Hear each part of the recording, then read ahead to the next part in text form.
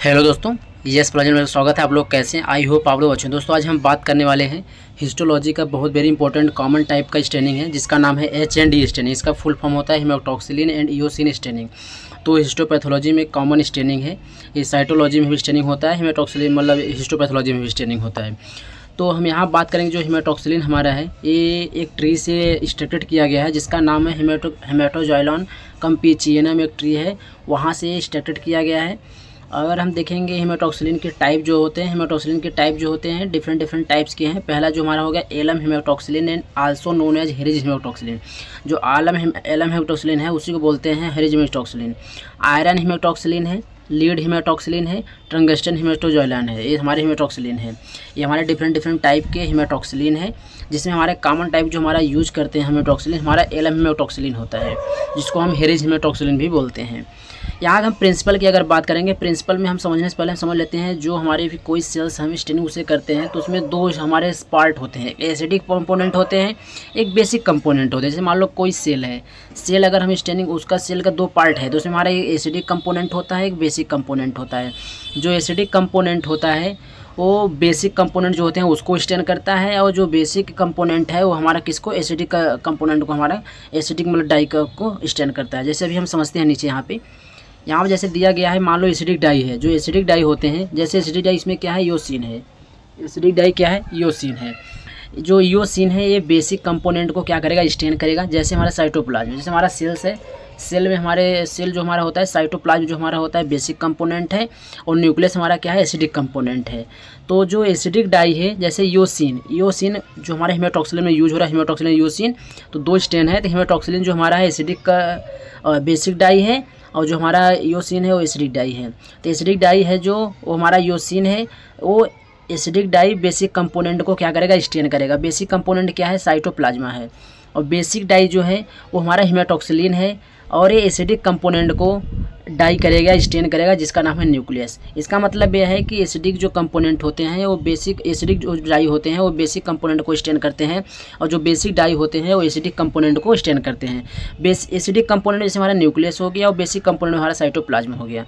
तो acidic dye हमारा क्या है साइटोप्लाज्म को स्टेन करता है और बेसिक डाई जो हमारा होता है न्यूक्लियस को स्टेन करता है। इओसिन कैसा स्टेन है, रेड कलर का स्टेन है। हेमेटोक्सिलिन कैसा स्टेन है, ब्लू कलर का है। तो ये हमारे हो गए आपका स्टेनिंग के, समझ गए स्टेनिंग के बारे में। हम यहाँ पे देखते हैं primary stain. Primary stain haematoxylin, primary stain haematoxylin जो हमारा हो गया जिसको हम प्राइमरी स्टेन जो हमारा हेमेटोक्सिलिन है ये हमारा स्टेन किसको करेगा न्यूक्लियस को करेगा। अभी आपने देखा न्यूक्लियस करेगा। बेसिक का डाई है तो एसिडिक कंपोनेंट को डाई कर रहा था तो न्यूक्लियस हमारा कैसा दिखेगा ब्लू कलर का दिखेगा, ब्लू वायलेट न्यूक्लियस दिखेगा। इओसिन हमारा क्या था एसिडिक डाई था, किसको स्टेन कर रहा एसिडिक डाई था किसको स्टेन कर रहा था बेसिक कंपोनेंट को स्टेन कर रहा था। बेसिक कंपोनेंट हमारा क्या था साइटोप्लाज्म था। साइटोप्लाज्म कैसा दिखेगा पिंक रेड कलर का दिखेगा अगर हम eosin counter stain. Primary stain हो गया, प्राइमरी जो हमारा हो गया काउंटर स्टेन बोलते हैं इओसिन को। तो साइटोप्लाज्म कैसा दिखेगा पिंक या रेड कलर का दिखेगा। रिएजेंट की हम बात करेंगे तो हेरिज हेमेटोक्सिलिन अभी मैंने आपको बताया कि एलम हेमेटोक्सिलिन है और इओसिन सॉल्यूशन है 0.5% वॉल्यूम बाई वॉल्यूम HCl है, डाइल्यूट अमीनो वाटर है। अब हम प्रोसीजर देखते हैं कि जैसे हम स्लाइड है, स्लाइड को स्टेनिंग कैसे करते हैं। प्रोसीजर में पहला पॉइंट हम देखते हैं, पहला पॉइंट है डीपैराफिनाइजेशन। डीपैराफिनाइजेशन मतलब होता है जैसे आप लोग पढ़े होंगे, जानते भी होंगे, लैब में भी जानते होंगे। तो जो स्लाइड हम कटिंग करते हैं, जो भी हम सेक्शन कटिंग करते हैं उसमें पैराफिन वैक्स लगा हुआ रहता है। उस पैराफिन वैक्स को रिमूव करने के लिए उसको बोलते हैं डीपैराफिनाइजेशन। तो जो पैराफिन वैक्स है उसे रिमूव कैसे करते हैं, हॉट प्लेट होता है, हॉट प्लेट पे स्लाइड को रख देते हैं और स्लाइड पे रख देते हैं, उस पे रख करके स्लाइड पे रख करके तो क्या होगा हॉट प्लेट पे मतलब स्लाइड जब बनाएंगे हम पैराफिन वैक्स में रिमूव करना है तो उसको क्या करेंगे स्लाइड पे रख करके उसे हम रख देते हैं हॉट प्लेट पे। जब हॉट प्लेट पे रख देंगे क्या होगा वो मेल्ट हो जाता है, मतलब जो वैक्स है वैक्स होकर पिघल जाएगा। इसके बाद हम क्लियरिंग रिएजेंट में डाल देते हैं। क्लियरिंग रिएजेंट हमारा क्या होता है जाइलिन में 3 से 4 मिनट के लिए हम डाल देंगे तो हमारा रिमूव हो जाएगा। क्लियरिंग एजेंट क्लियर हो जाएगा। जो उसमें हमारा एल्कोहल हो या हमारा जो उसमें वैक्स हो क्या होगा वो रिमूव हो जाएगा क्लियरिंग रिएजेंट से, जिसका नाम है क्लियरिंग एजेंट जाइलिन में डुबा देंगे 3 to 4 मिनट्स के लिए तो क्लियर हमारा हो जाएगा। अब सेकंड पॉइंट देखते हैं। सेकंड पॉइंट में हाइड्रेशन करते हैं। हाइड्रेशन में होता है कि जैसे हाई कंसंट्रेशन से लो कंसंट्रेशन अल्कोहल लेते हैं और डिहाइड्रेशन में होता है कि हम लोअर कंसंट्रेशन से हाई कंसंट्रेशन में लेते हैं अल्कोहल को।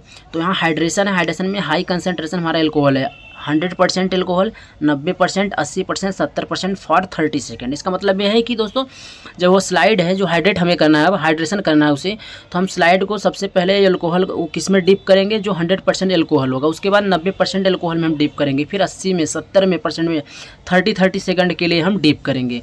30 सेकंड में हम करेंगे 100 में, 30 सेकंड करेंगे 90 वाले में, 70 सेकंड करेंगे 80 वाले में, 30 सेकंड करेंगे 70 वाले में। तो इतने % में हम डिप करके डिप करते हैं। फिर टैप वाटर से वॉश करते हैं 1 से 2 मिनट, 1 से 2 मिनट हम टैप वाटर से वॉश करेंगे। फिर इसके बाद हमारा क्या आएगा, स्टेनिंग प्रोसेस आ जाएगा। स्टेनिंग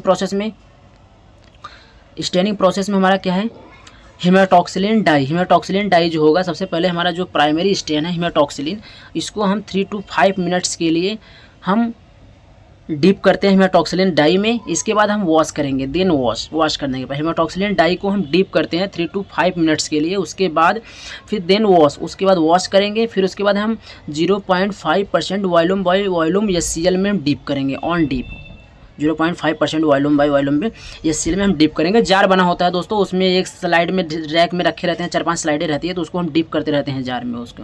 तो 0.5% वॉल्यूम HCl में हम ऑन डिप करेंगे।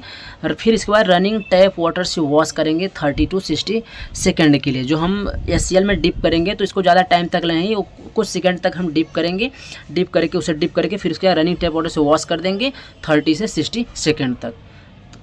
अब अगला पॉइंट, उसके बाद हम वॉश करने के बाद इससे हमारा क्या काम है, फिर वॉश करने के बाद हम क्या करेंगे, डीप करेंगे ऑन अमोनिया वाटर का सॉल्यूशन होगा, उसमें फिर हम डीप करेंगे 3 to 5 टाइम्स। इसका मतलब है क्या कि जो जार है उसमें अमोनिया वाटर है, उसको हम 3 से 5 बार उसकी हम डुबा करके निकाल लेंगे। मतलब एक बार डुबाया और डिप किया, उसके बाद अब बाहर किया, फिर डुबाया बाहर किया, ऐसे 3 to 5 टाइम्स हम क्या करेंगे, डिप करेंगे अमोनिया वाटर में स्लाइड को। फिर उसके बाद वॉश करेंगे, वॉश करे बाद फिर रूम टेम्परेचर पे हम वॉश, फिर 95% रिंस जो हम रिंस करेंगे, एल्कोहल जो हमारा 95% है उससे हम वॉश करेंगे, उससे हम रिंस करेंगे। फिर इओसिन सॉल्यूशन क्या हमारा काउंटर स्टेन है, प्राइमरी स्टेन हमारा क्या था, हेमाटॉक्सिलिन था, इओसिन हमारा क्या है, काउंटर स्टेन है। फिर काउंटर स्टेन में हम डिप करेंगे 10 से लेकर 60 सेकेंड तक।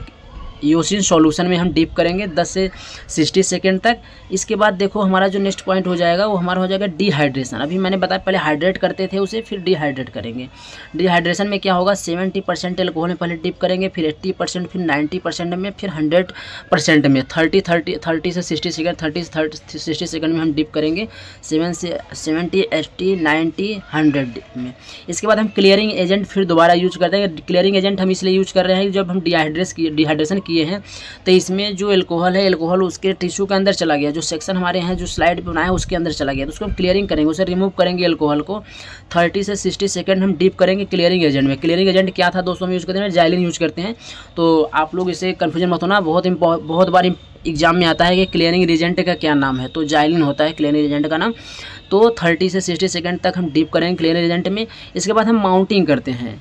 इसके बाद हम क्या करेंगे, माउंटिंग करेंगे। जब हमारा एक क्लियरिंग एजेंट में माउंटिंग करते हैं किसमें, DPX में या कनाडा बाल्सम में, इसमें हम माउंटिंग हमारा होता है जिससे हम स्लाइड को बहुत टाइम तक इसको स्टोर करके रख सकें। तो हमें माइक्रोस्कोप में देखना होता है, इसलिए हम क्या करेंगे, DPX और कनाडा बाल्सम में क्या करते हैं, माउंटिंग करते हैं। उसके बाद हम माइक्रोस्कोप के द्वारा देखते हैं। माइक्रोस्कोप में हम जब देखेंगे तो माइक्रोस्कोप में देखेंगे तो उसमें हमारा रिजल्ट में क्या दिखेगा, तो रिजल्ट में हम देखेंगे माइक्रोस्कोप में जो ऑब्जर्व करेंगे तो सेल हमारा जो सेल का न्यूक्लियस है वो ब्लू कलर का दिखेगा, और जो RBS है रेड ब्लड सेल्स है वो रेड कलर का दिखेगा, मसल्स है, कनेक्टिव टिश्यू है, साइटोप्लाज्म है वो पिंक कलर का दिखेगा। तो आई होप दोस्तों आप लोग इतना समझ में आएगा, नहीं समझ तो कमेंट बॉक्स में कमेंट करके पूछना। धन्यवाद।